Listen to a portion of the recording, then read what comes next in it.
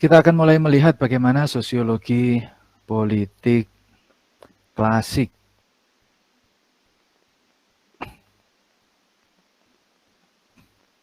Nah,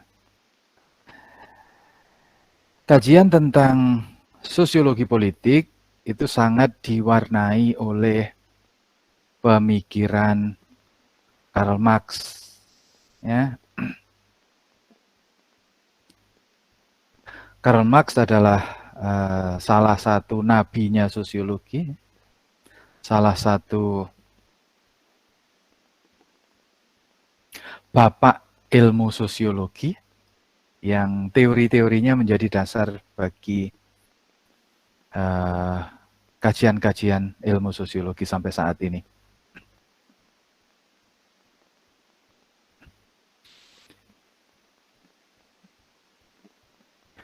Pemikiran Karl Marx sendiri secara umum bisa dikategorikan ke dalam 3 kerangka, yaitu pemikiran filosofis, pemikiran kemasyarakatan, pemikiran historis, ya, sejarah kemasyarakatan, dan ekonomi politik. Secara filosofis, menurut Karl Marx, hidup ini intinya materi. Ya. Realitas itu intinya materi. Hidup itu intinya materi. Karena manusia adalah makhluk materi. Selain materi itu hanya bayang-bayang dari materi. Ketika kalian belajar filsafat ilmu, biasanya sudah dijelaskan tentang ontologi, apa yang ada, realitas yang ada atau apa. Dibayangkan ada satu benda, ya, benda itu dipotong kecil, semakin kecil namanya molekul. Ya, molekul adalah realitas material yang mewakili wujud dari sebuah benda. Jadi kalau air itu dipotong, dibagi kecil, dia akan sampai pada molekul air. H2O, hidrogen 2, oksigen 1. Kemudian besi itu kalau dipotong-potong juga akan jadi molekul besi. Tetapi molekul itu terdiri dari unsur yang lebih kecil namanya atom. Ya. Atom itu adalah benda-benda yang sifatnya tidak berubah, yang kalau disusun dengan cara yang berbeda akan menghasilkan bentuk benda yang berbeda. Jadi, benda-benda itu bukan berbeda atomnya, tetapi berbeda susunan atomnya. Nah, dalam kajian filsafat kita akan ditanya, kalau atom itu dipotong kecil-kecil, nantinya akan tetap jadi benda atau akan jadi sesuatu yang non-benda. Nah, nanti kita akan ketemu dengan aliran filsafat rasional dan filsafat material. Filsafat rasional kan mengatakan benda itu kalau dipotong-potong kecil-kecil lama-lama akan jadi spiritual. Nah, akan jadi energi yang bukan materi. Tetapi kalau aliran material, ya, benda itu ketika dipotong semakin kecil juga akan tetap menjadi benda. Ya lebih kecil tetapi dia tetap benda. Karl Marx juga begitu. Karl Marx meyakini bahwa hidup itu intinya ya materi. Karena manusia adalah materi. Hal-hal yang sifatnya non-materi, keyakinan, kebahagiaan, kebencian, penderitaan, itu semata-mata hanya subjektivitas. Subjektivitas yang mencerminkan atau menjadi bayangan dari realitas materi.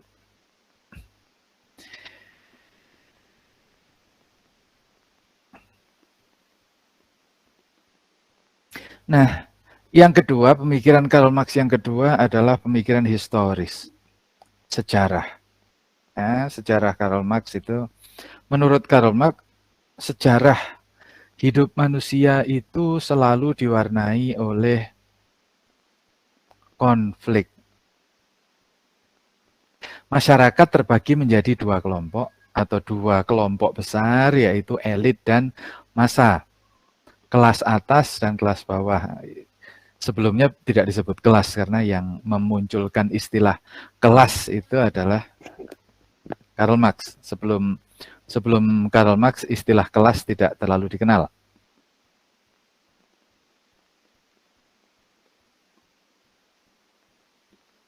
Ya. Dalam pengamatan Karl Marx, sepanjang sejarah, sepanjang tahapan-tahapan sejarah,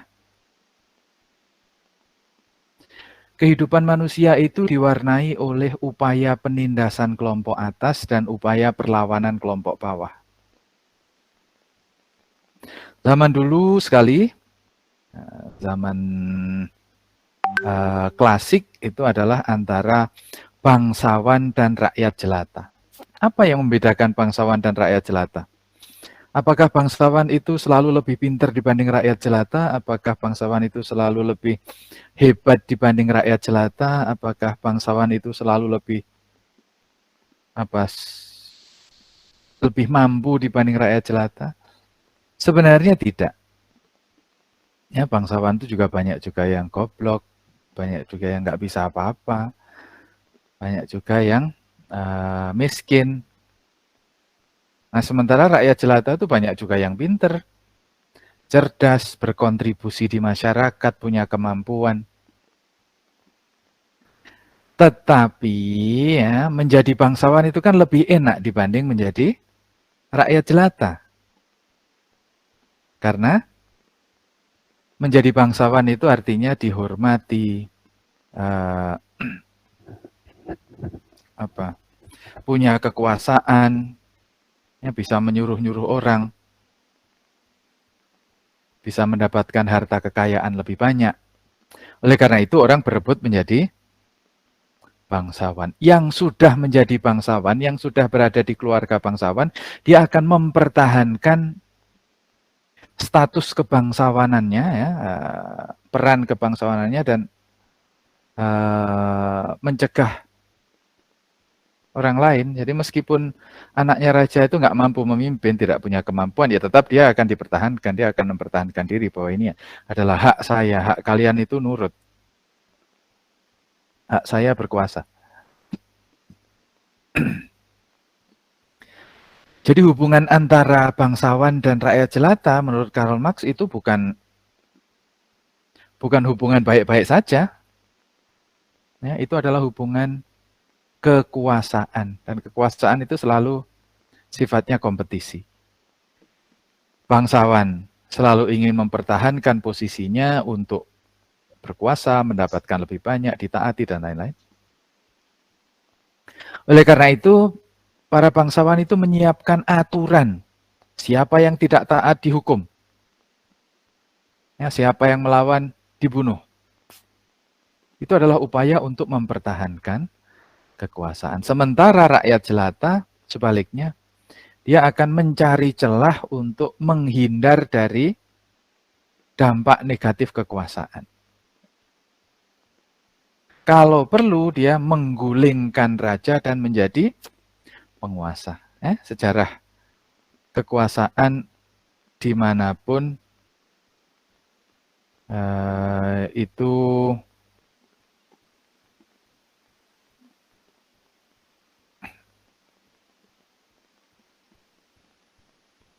banyak contoh ya. Kalau di Indonesia, di Jawa ada cerita tentang Ken Arok. Saya kira kalian sudah pernah mendengar cerita tentang Ken Arok. Seorang anak desa yang karena jatuh cinta pada istrinya raja, lalu rajanya dibunuh. Dia menjadi penguasa. Nah, cerita itu tentu saja yang diceritakan adalah dongeng ya, tetapi intinya adalah bagaimana rakyat jelata juga bisa merebut kekuasaan. Karena apa? Karena jadi rakyat jelata itu nggak enak. Ya. lebih enak jadi bangsawan, lebih enak jadi penguasa. Nah, sebenarnya apa toh yang menjadikan posisi menjadi penguasa itu disukai? Ya,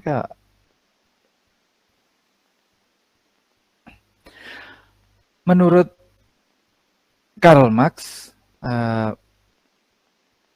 kekuasaan itu disukai karena dia bisa memerintah orang. Memerintah orang tanpa orang itu bisa menghindar. Suka atau tidak? Ya. Kalau saya punya kekuasaan, maka orang lain, saya bisa menyuruh orang lain untuk melakukan sesuatu, apakah orang lain itu suka atau tidak. Ya, rakyat penguasa meminta rakyat untuk taat, bayar pajak, kerja bakti, berperang dan lain-lain. Jadi zaman dulu itu yang berperang rakyat, yang berperang tidak ingin perang, yang ingin perang tidak ikut perang. Ya, perang itu selalu begitu. Yang ingin perang itu biasanya penguasa, tapi dia nggak ikut perang. Yang ikut perang, prajurit, rakyat, itu biasanya tidak ingin perang, karena perang itu susah, ya menderita. Mengapa orang bisa memerintah orang lain? Karena dia punya kekayaan. Inti dari kekuasaan itu sebenarnya adalah kekayaan.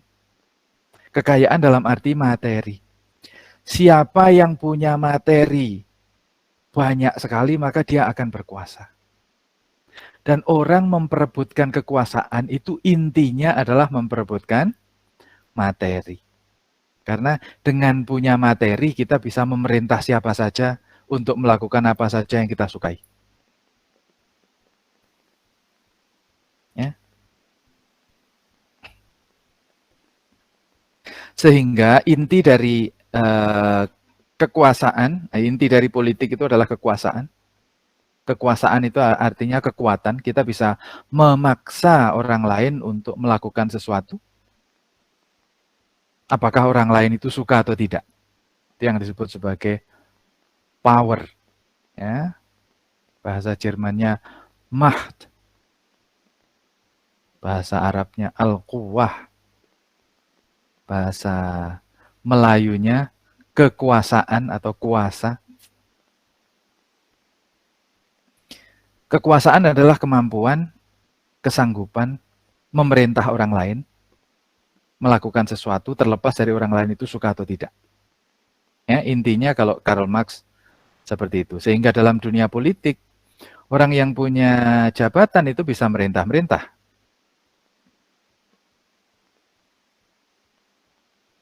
Tetapi sebenarnya pejabat itu bukan penguasa. Ya, kalian harus dari sini nanti kalian akan belajar bahwa pejabat itu beda dengan penguasa, penguasa itu beda dengan pemimpin. Pejabat adalah orang yang menduduki satu posisi yang punya menduduki posisi untuk memerintah.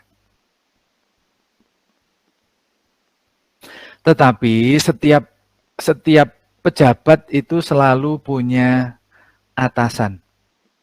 Ya. Pejabat itu selalu punya atasan, sehingga ketika dia bisa memerintah, itu hanya bisa memerintah bawahan, dan dia diperintah oleh atasannya. Pak RT diperintah Pak RW diperintah Pak Dukuh. Pak Dukuh atasannya Pak Kepala Desa, Pak Kepala Desa atasannya Pak Camat. Pak Camat atasannya Pak Bupati. Pak Bupati Wali Kota atasannya Pak Gubernur. Pak Gubernur atasannya Menteri Dalam Negeri. Menteri Dalam Negeri atasannya Presiden. Presiden atasannya rakyat. Rakyat atasannya Ketua RT. Mahasiswa. Ya. Jadi situasinya adalah lingkaran setan. Kalau jabatan. Jadi inti jabatan adalah diperintah atasan, merintah bawahan. Ditekan atasan, menekan bawahan. Itu adalah nalar kekuasaan jabatan. Ya, jadi jangan pernah kagum, heran, bercita-cita jadi pejabat. Karena pejabat itu terlibat di dalam atau terjebak di dalam lingkaran setan jabatan. Dia bisa memerintah bawahan, tetapi dia juga bisa diperintah atasan. Kalau dia bisa semena-mena pada bawahan, dia juga bisa ditekan semena-mena oleh atasan. Ya, sehingga pejabat itu adalah orang yang bukan penguasa. Sementara penguasa itu apa? Penguasa adalah orang yang punya kekayaan. Ya, kekayaan itu bisa uang, bisa fasilitas, bisa senjata, bisa apa. Mereka adalah orang yang punya kemampuan dan pada tingkat tertentu lebih bebas, tidak ditekan oleh siapapun, karena kalau bahasanya Mario Teguh, kalian masih kenal Mario Teguh apa tidak?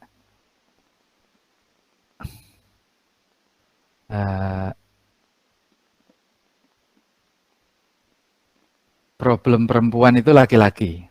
Problem laki-laki adalah laki-laki yang lebih kaya. Mungkin ketika kalian masih muda, belum terlalu terasa bagaimana materi itu sangat mempengaruhi kehidupan. Ketika kalian masih muda ya, idealisme, pengen punya pasangan tuh ya yang cakep, yang cantik, yang pinter.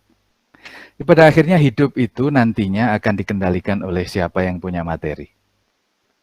Ya. Orang yang punya materi lebih, dia akan bisa mempengaruhi orang lain. Orang yang tidak punya materi atau orang yang kekurangan materi, dia akan selalu berlindung di bawah oleh berlindung kepada orang yang punya materi. Nah, perlu pekerjaan, mencari tempat kerja. Tempat kerja di mana ya? Di tempat pengusaha yang punya pekerjaan.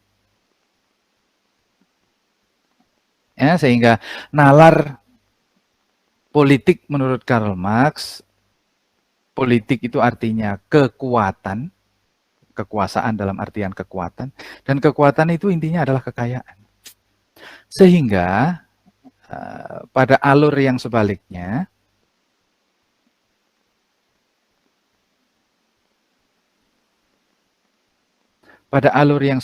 ketika seseorang mencari kekuasaan, itu yang menjadi ujungnya apa? UUD. Apa UUD? Ujung-ujungnya? Ujung-ujungnya duit. Kekuasaan itu ujung-ujungnya duit. Mengapa seorang pengen menjadi pejabat? Mengapa seseorang pengen menjadi penguasa? Mengapa seseorang ingin menduduki posisi yang lebih tinggi? Ya, karena gajinya lebih besar. Intinya bukan karena dia pengen memerintah orang. Bisa memerintah kalau miskin tak apa.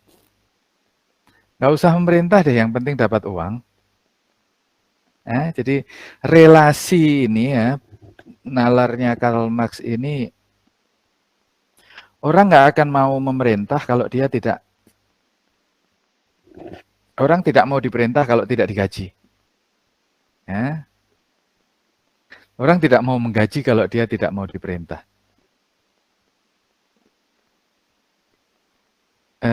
Sehingga intinya adalah upaya untuk membangun kekuatan politik, semua proses politik deh, semua proses politik. Mulai dari politik rumah tangga, politik akademik, politik mahasiswa, politik. Intinya itu adalah mencari materi. Jangka pendek maupun jangka panjang. Enggak Pak, saya ini idealis, saya pengen berpolitik untuk kesejahteraan rakyat. Coba kalau nggak dapat duit. Bisa apa? Nggak bisa apa-apa.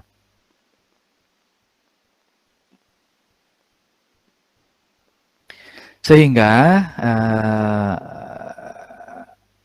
analisis Marxis itu akan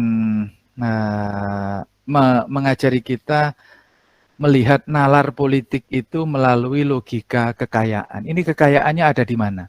Siapa yang punya kekayaan lebih besar berarti dia memiliki kekuasaan lebih tinggi. apapun pangkatnya, kalau dia duitnya banyak, dialah yang berkuasa.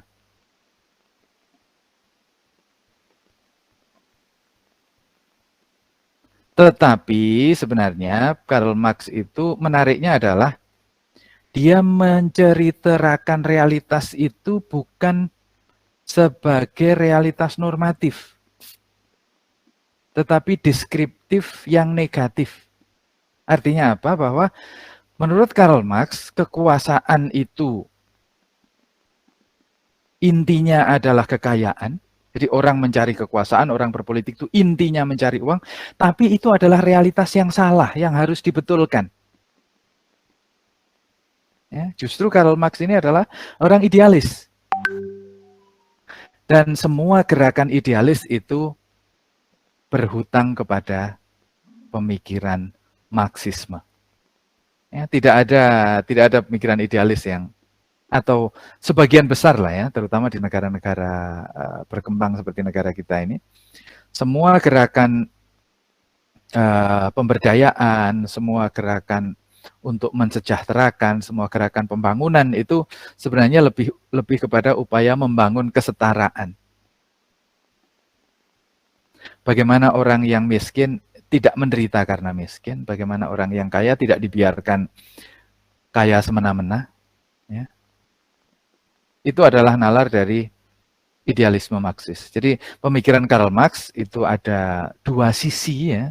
Sisi deskriptif itu mengatakan bahwa politik itu intinya adalah uang. Tapi sisi normatif mengatakan bahwa kehidupan mencari uang itu salah. Ya, jadi menurut Marx, Marx itu orang Yahudi dan sepertinya dia juga terpengaruh oleh ajaran Yahudi meskipun dia sendiri seorang ateis. Ya.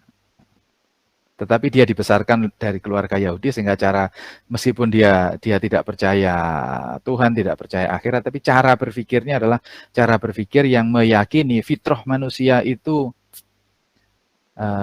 terbatas. Ya, sama juga di dalam Islam. Dalam Islam manusia itu punya dua sisi atau punya tiga sisi. Dia punya nurani yang selalu membawa kepada kebaikan, ya, sisi malaikat kita. Manusia punya nafsu, sisi setan kita yang selalu mengajak pada hal-hal negatif. Dan kita punya akal yang menjadi penimbang kapan kita menggunakan nafsu, kapan kita menggunakan nurani. Kalau dalam Islam nafsu tidak selamanya jelek. Ya. Nafsulah yang membuat manusia itu tetap hidup ya, dan menyambung keturunan. Itu basisnya adalah nafsu. Jadi dalam Islam nafsu itu tidak dilarang.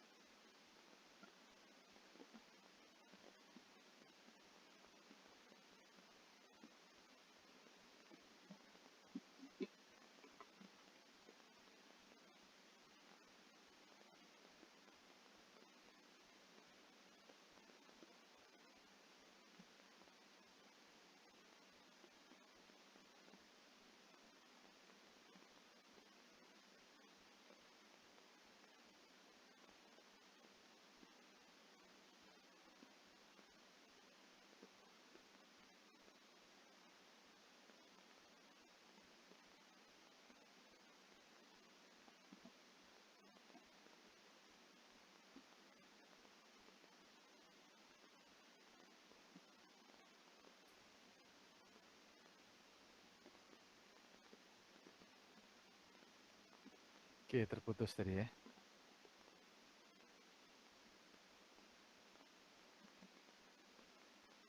Kita lanjutkan. Kalau dalam Islam, nafsu itu tidak otomatis negatif. Nafsu yang tidak dikendalikan itu yang negatif. Tapi kalau nafsu itu fitrah namanya. Ya, fitrah manusia seperti ini, punya nafsu, punya nurani, punya akal. Kalau manusia tidak punya nafsu, dia akan jadi malaikat. Kalau tidak punya nafsu, dia akan jadi, karena manusia punya dua-duanya ya, maka kemudian Allah membekali kita dengan akal. Malaikat itu nggak punya akal. Malaikat nggak bisa bikin HP, nggak bisa bikin sepeda, nggak bisa bikin motor, nggak bisa. Karena apa? Karena tidak punya tuntutan untuk survive. Malaikat itu hanya ya taat menyembah gitu aja. Sementara setan itu juga tidak punya peradaban karena dia tidak punya nurani. Ya, dia hanya yang penting menentang, melawan. Nah, Karl Marx itu juga kira-kira masih seimbang begitu. Di satu sisi dia mengakui bahwa realitas hidup itu basisnya materi, tapi sebenarnya materi yang tidak terkendali itu negatif. Ya, sehingga Karl Marx adalah pemikir yang paling canggih teorinya tentang kapitalisme, tetapi dia juga sekaligus sangat anti kapitalis. Ini nyaris tidak bisa, sulit sebenarnya berpikir seperti itu. Ya, kalian misalnya ahli tentang ahli tentang sesuatu sekaligus anti sesuatu.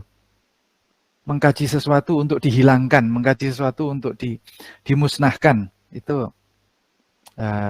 sesuatu yang sulit. Karena untuk bisa mengkaji secara objektif, kita harus bersikap netral. Terlalu berharap pada sesuatu juga, terlalu menyukai itu juga membuat kita tidak objektif. Terlalu membenci itu juga membuat kita tidak bisa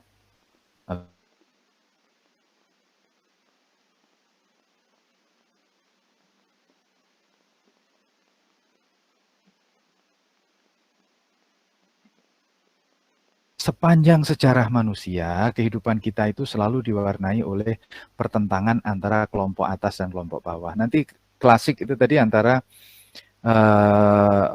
bangsawan dan rakyat jelata. Nanti di era feodal itu antara tuan tanah dan buruh tani, tuan tanah dan petani. Di era industri itu antara kapitalis dan buruh. Ya, ada kelas buruh itu muncul karena adanya modernisasi. Modernisasi menghasilkan mesin. Industrialis, orang-orang yang punya pabrik lebih memilih membeli mesin daripada menyewa pegawai karena pegawai itu ya capek, harus shift-shiftan, mengeluh, harus sakit, harus demo. Kalau mesin kan enggak.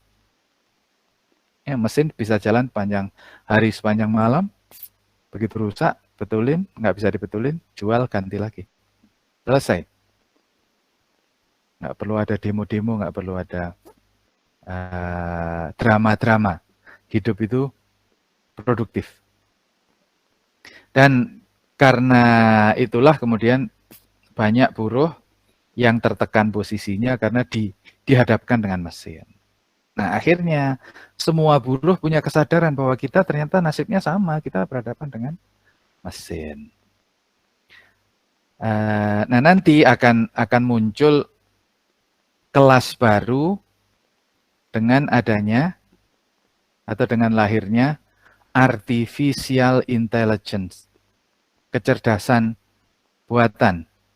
Itu menjadikan munculnya kelas baru. Kalian sudah ada yang baca bukunya Yuval Noah Harari? Ada yang kenal Yuval Noah Harari?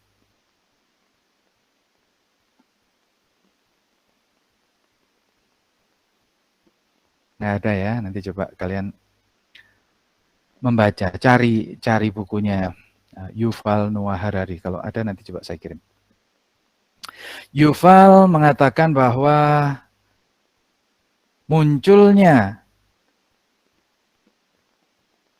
kecerdasan buatan akan melahirkan sebuah kelas baru namanya kelas tak berguna. Ya, useless class.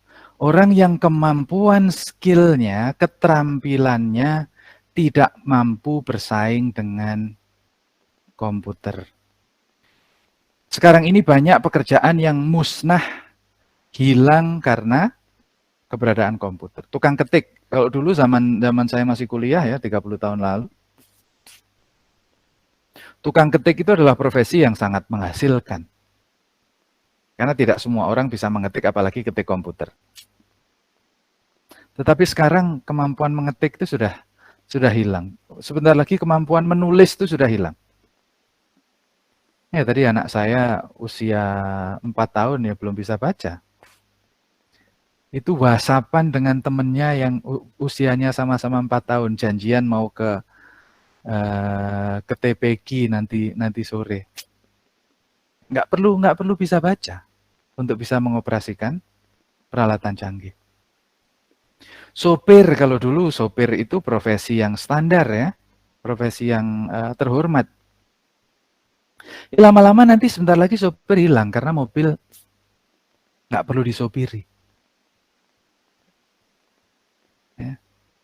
Mobil sudah nggak perlu pakai sopir, kita tinggal perintah saja, seperti kita perintah HP. HP itu sudah nggak perlu pakai tangan. Kita perintah apapun bisa.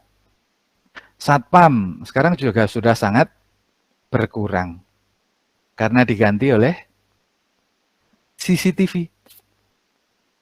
Dosen sebentar lagi juga akan hilang, diganti Wikipedia. Nanti kalian tinggal buka Wikipedia udah nggak perlu ikut kuliah.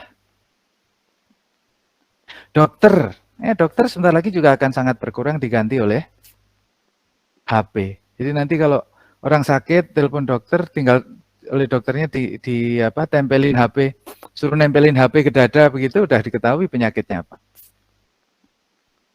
Nah, dengan munculnya kecerdasan buatan itu, nanti akan semakin banyak orang yang nggak diperlukan lagi hidupnya. Keterampilan nggak punya,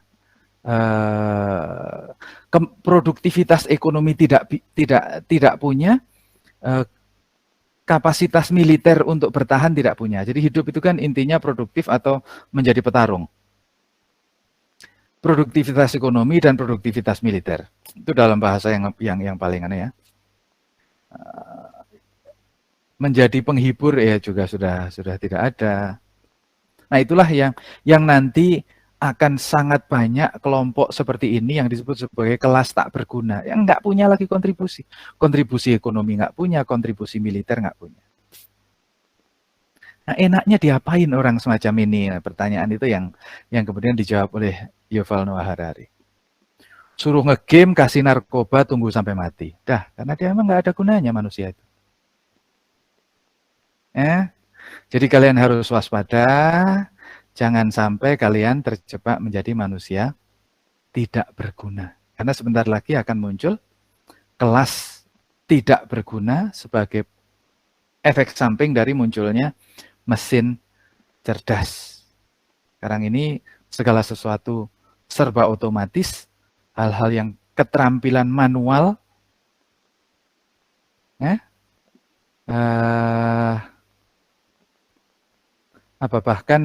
bahkan untuk robot itu sudah orang mungkin nanti sudah nggak perlu lagi istri, nggak perlu lagi suami menikah dengan robot ya.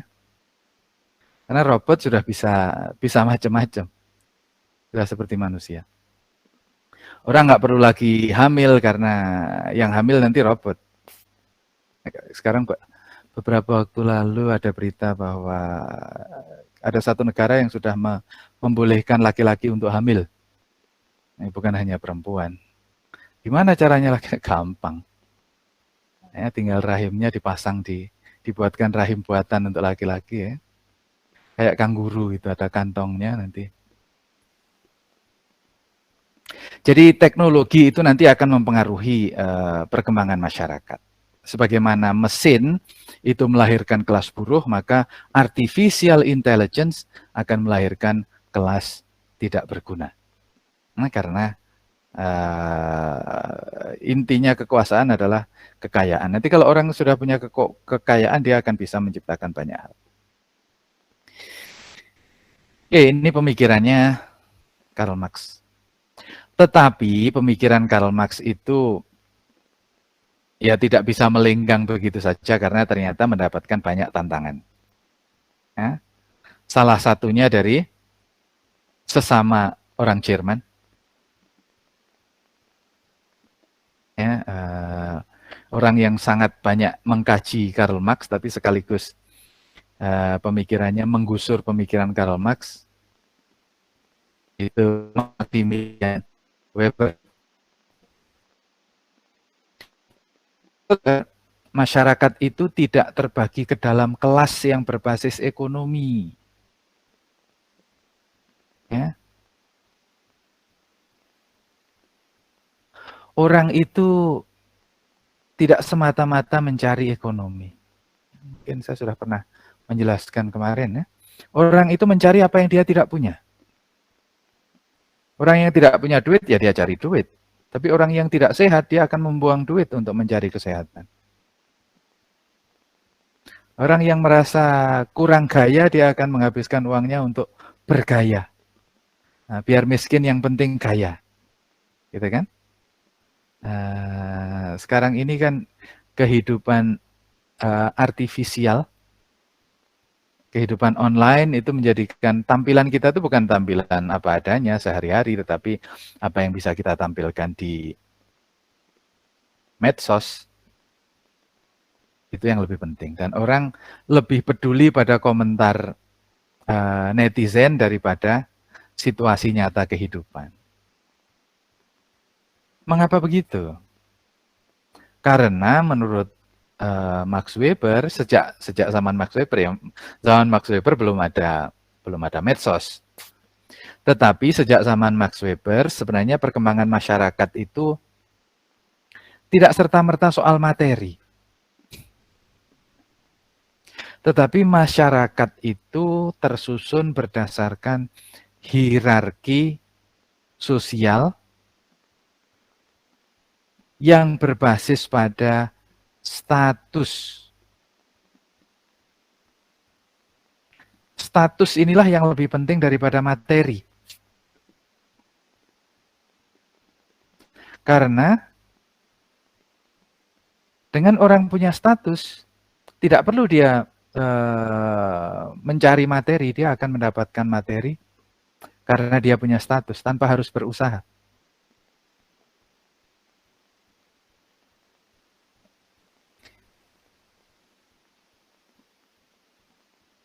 Mengapa demikian? Ya, karena manusia itu tidak hidup di ruang kosong, tetapi hidup di masyarakat. Ketika kita lahir, masyarakat itu sudah ada, sistem nilai itu sudah ada, dan perilaku kita dididik oleh keluarga kita. Setiap keluarga yang hidup di masyarakat pasti punya sistem nilai. Apa yang baik, apa yang tidak baik, apa yang benar, apa yang salah, siapa yang harus dihormati, siapa yang tidak perlu dihormati. Itu bagian dari realitas sosial, struktur sosial. Nah, sejak kecil kita sudah diajari ya, menghormati orang tua, menghormati orang yang lebih tua, menghormati guru, menghormati pemimpin, menghormati orang-orang yang punya kemampuan tertentu. Ya. Nah, ketika kita berhadapan dengan orang-orang itu, kita akan menahan diri, kita akan mengendalikan diri, kita akan menempatkan diri sebagaimana semestinya.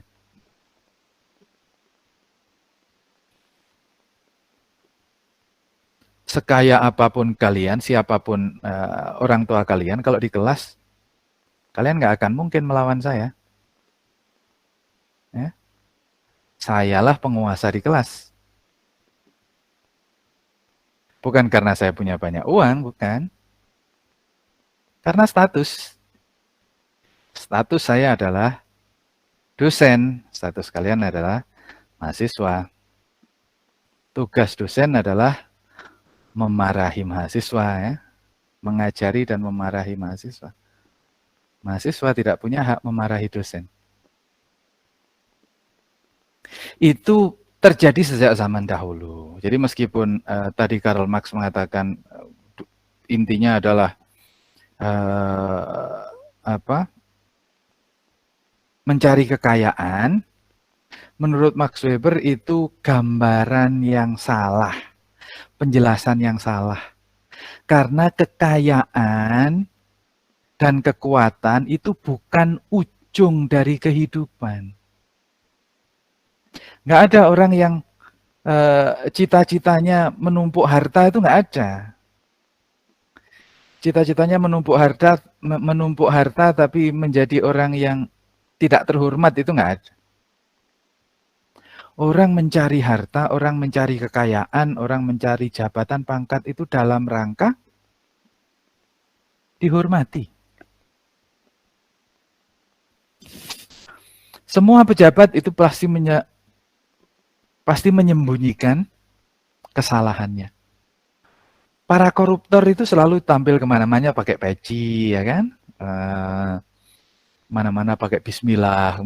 Coba kalau kalian lihat berita tentang pengadilan, ya, tersangka di pengadilan itu pasti pakai kopiah. Ya, meskipun kesehariannya nggak pernah pakai kopiah, pasti pakai jilbab, meskipun kesehariannya nggak pakai jilbab. Karena apa? Karena orang itu pengen dihargai, pengen dihormati, pengen mendapatkan status lah ya. Meskipun formalnya dia tersangka, dia itu sebenarnya orang soleh. Buktinya apa? Buktinya pakai kopiah. Buktinya pakai jilbab. Itu dalam rangka dia pengen dihormati. Ya, orang menjadi kaya, orang mencari uang itu kan supaya rumahnya besar, mobilnya banyak, keluarganya bajunya bagus-bagus. Supaya apa? Supaya terpandang di masyarakat. Nah, jadi menurut Max Weber, pemikiran Karl Marx itu benar, tapi baru benar separuh. Betul, orang itu selalu pengen mencari materi, tapi materi itu bukan ujung kehidupan. Materi itu adalah setengah jalan, materi itu adalah bahan untuk mencari sesuatu yang lebih tinggi dari itu. Apa yang lebih tinggi dari materi? Kehormatan, kemuliaan, penghargaan. Oleh karena itu, para penguasa selalu mencari pembenaran diri. Penguasa selalu menulis sejarah, menulis prasasti, menulis narasi untuk menunjukkan bahwa dia benar, dia baik. Dia adalah orang yang perlu dihormati, bukan hanya oleh orang-orang yang hidup pada zaman dia, tetapi oleh generasi-generasi berikutnya. Ya, penguasa itu selalu menulis sejarah tentang dirinya dan tentang kebaikan-kebaikannya. Untuk apa? Supaya dia dihormati. Termasuk menunjukkan kekayaannya. Untuk apa?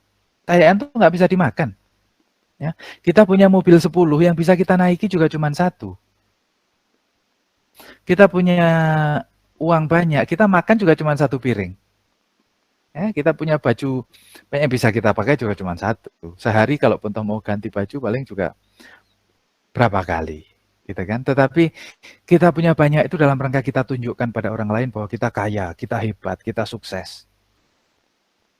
Nah, nalar masyarakat itu seperti itu, sehingga dalam hubungan dengan politik, menurut Weber, inti politik itu bukan kekuatan. Kekuasaan itu bukan kekuatan, tetapi otoritas.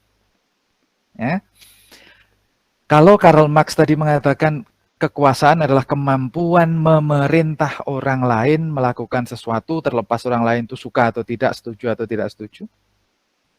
Menurut Max Weber, inti politik itu bukan kekuasaan tapi otoritas. Otoritas itu apa?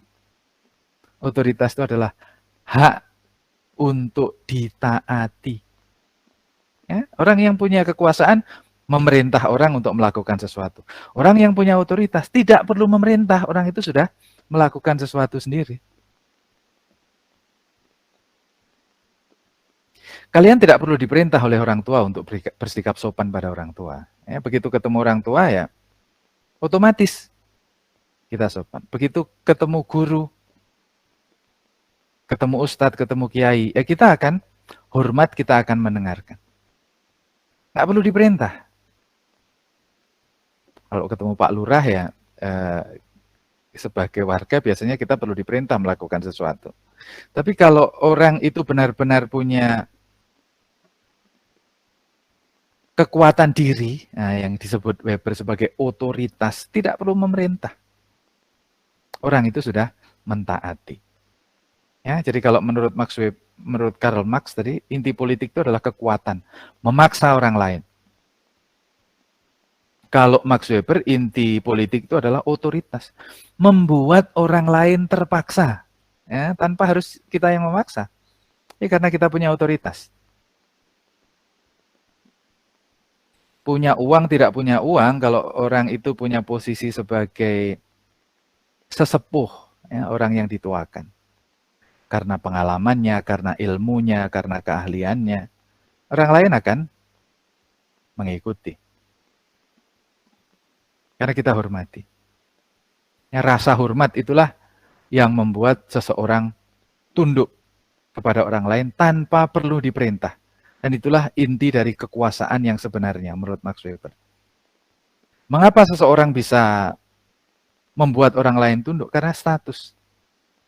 Status itu apa? Status itu posisi sesuai dengan sistem nilai yang ada di masyarakat. Di masyarakat tertentu ada yang status itu memang artinya kekayaan. Kita hormat pada orang kaya, kita segan pada orang kaya. Tapi ada banyak masyarakat di mana status itu bukan soal kekayaan, tetapi soal spiritualitas. Nah, siapa yang punya kekuatan spiritual, ya akan dihormati. Status itu di masyarakat yang lain adalah skills atau expertise, ya, ilmuwan, seniman, ya, orang-orang yang punya keterampilan itu yang dihargai dan dihormati.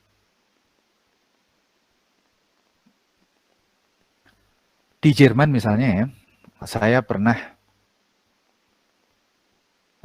musim dingin. Musim dingin itu biasa sampai bulan Maret ya.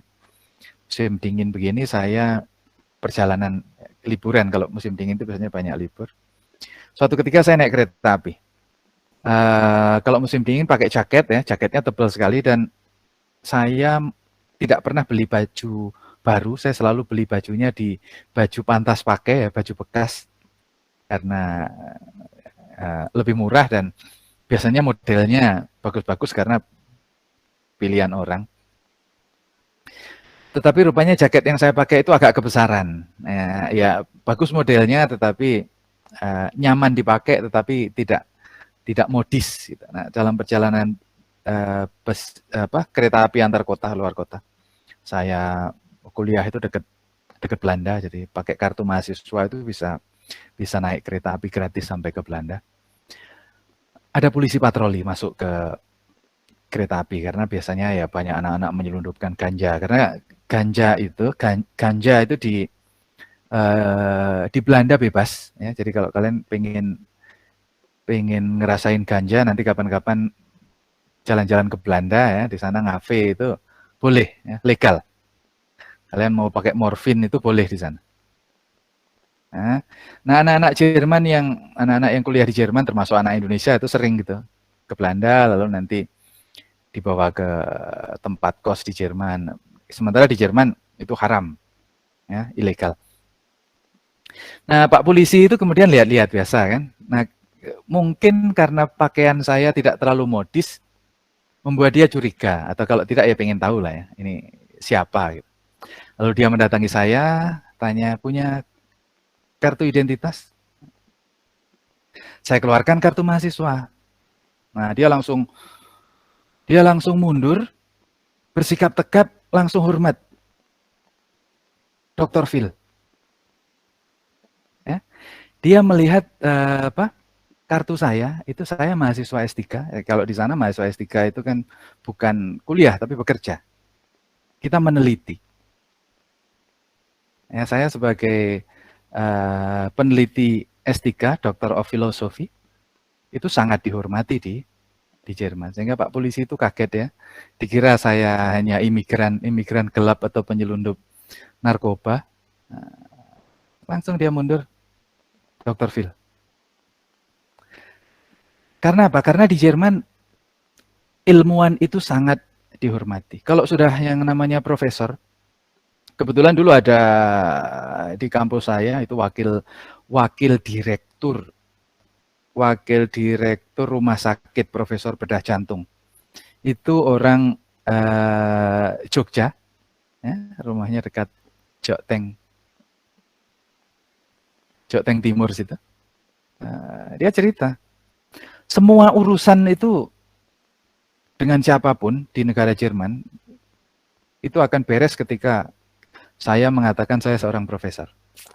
Ya, karena status profesor. Sama juga dengan di Indonesia, kiai ya, kalau kiai atau gus, nah itu bisa menyelesaikan banyak persoalan. Ya, karena posisi yang dihormati di masyarakat. Kalau dulu ada cerita sahabat saya seorang kiai dari Jawa Timur yang sering dihentikan polisi karena nggak pakai helm, hanya pakai kopiah. Tapi begitu tahu dia seorang kiai yang dihormati di tempatnya, polisinya nggak jadi nilang. Ya, segan sama Pak Kiai. Nah, itu apa artinya? Bahwa polisi yang notabene punya jabatan, punya kekuatan untuk biasanya memaksa orang lain, dia tidak mampu memaksa Pak Yai ini. Karena apa? Pak Yai ini punya status. Orang yang dihormati di masyarakat. Kalau dia memaksa Pak Yai, dia bisa backfire, bisa berimbas sebalik. Gitu ya. Jadi pemikiran Max Weber itu merupakan kritik sekaligus kebalikan dari nalar pemikiran Karl Marx. Kalau Karl Marx mengatakan inti politik adalah kekayaan, inti politik adalah materi, sehingga siapa yang punya materi dia berkuasa dan orang berpolitik dalam rangka mencari materi, tetapi kalau Max Weber sebaliknya. Kekuasaan itu bukan kekuatan, kekuasaan adalah otoritas. Orang yang berkuasa adalah orang yang tidak perlu memerintah orang lain, tapi orang lain sudah mentaati dia. Bukan orang yang bisa memaksa orang lain, tapi orang yang bisa membuat orang lain terpaksa mentaati. Ya, dan orang-orang itu adalah orang-orang yang punya status. Itulah inti dari kekuasaan. Oke, sampai di sini mudah-mudahan bisa dipahami. Silahkan kalau ada yang perlu diklarifikasi. Karena nanti ada tugas resum materi ya.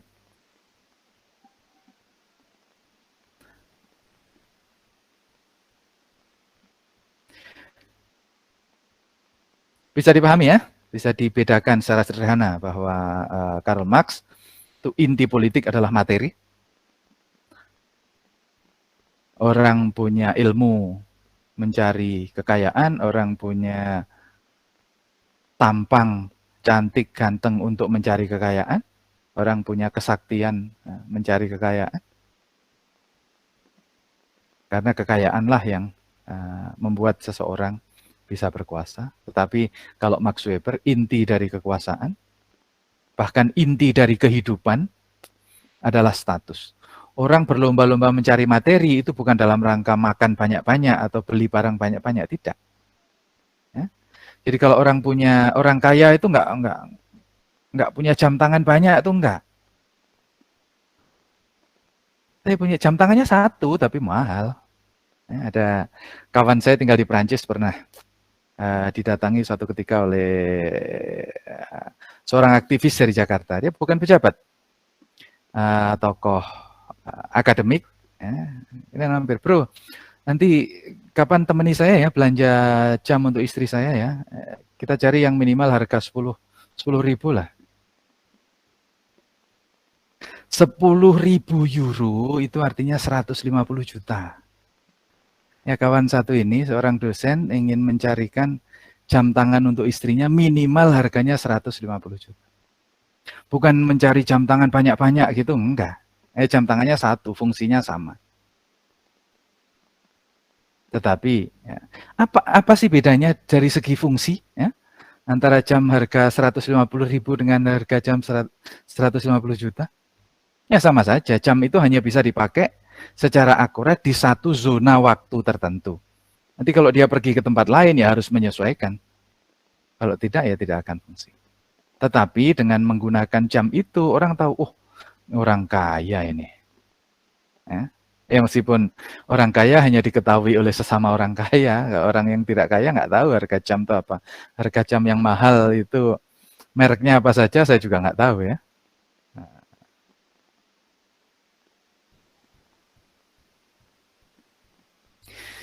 Begitu?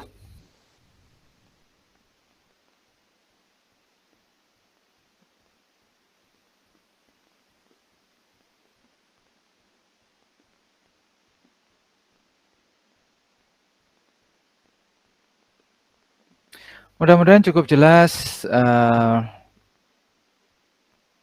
topik ini sehingga nanti kalian punya nalar yang lebih sistematis bahwa selalu ada dua sisi, selalu ada dua cara untuk melihat dunia politik. Ya, ada nalar Marxis yang ya, ujungnya itu pasti duit kok. Gitu ya. Dan itu benar di lapangan memang begitu. Makanya money politics itu ada di mana-mana. Ya. Tetapi di sana juga ada Max Weber yang mengatakan bahwa duit itu bukan ujung akhir kehidupan. Nggak ada orang mati membawa duit, itu nggak ada. Ya, dimanapun pepatah itu mengatakan gajah mati meninggalkan gading, ya, harimau mati meninggalkan belang, manusia mati meninggalkan nama, ya, meninggalkan reputasi. Oke, kalau tidak ada, mari kita akhiri sesi ini dengan bersama melafalkan hamdalah. Alhamdulillahirrahmanirrahim. Alhamdulillahirrahmanirrahim. Alhamdulillahirrahmanirrahim. Posting bahan bacaan untuk terkait dengan pemikiran politik Karl Marx dan Max Weber. Jaga diri baik-baik. Ini di Jogja juga lagi naik beberapa teman visum mahasiswa positif COVID ya. Kalian harus disiplin, taat prokes karena meskipun bisa sembuh, ini kalian harus ingat ya, meskipun bisa sembuh, orang yang sudah kena COVID itu sudah terlanjur ada yang rusak di dalamnya. Ya, entah dia rusak sarafnya, entah dia rusak otaknya, dia paru-parunya, entah dia jantungnya, meskipun kembali normal, tetapi ada sesuatu yang tidak normal, yang sudah tidak akan pernah normal kembali. Oleh karena itu, kalian perlu sangat berhati-hati supaya kita semua ya selamat. Karena kalau ada satu yang tidak selamat, semua orang tidak selamat. Kita akan bisa selamat kalau semua orang selamat. Jadi kalian menjaga diri, itu artinya kalian menjaga orang lain. Terima kasih. Ketemu lagi minggu depan. Assalamualaikum warahmatullahi wabarakatuh. Waalaikumsalam. Terima kasih, Pak. Terima kasih, Pak. Terima kasih, Pak.